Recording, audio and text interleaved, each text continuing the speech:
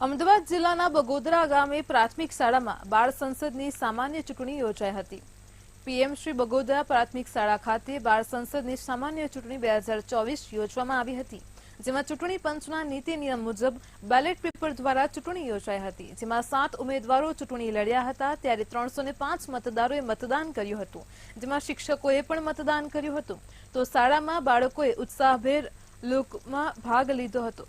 લોકશાહીના પર્વ ચૂંટણીની ઊંડાણપૂર્વક જાણકારી પણ તેમને મેળવી હતી, તો ચૂંટણીનું જાહેરનામું ચૂંટણીની આચારસંહિતા લાગુ કરવામાં આવે તે પણ તેમને સમજાવવામાં આવ્યું હતું।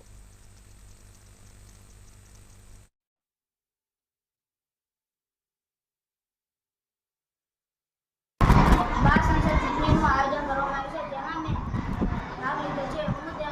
હું બધાને વિનંતી કરું છું, બધાને મને વોટ આપવા વિનંતી।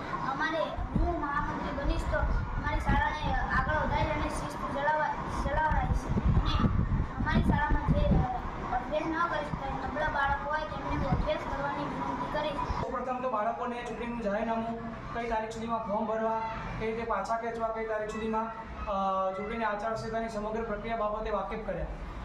એમાંથી અમારા ધોરણ 8ના 7 ઉમેદવારો એટલે કે 7 વિદ્યાર્થીઓએ પોતાની ઉમેદવારી નોંધાવી।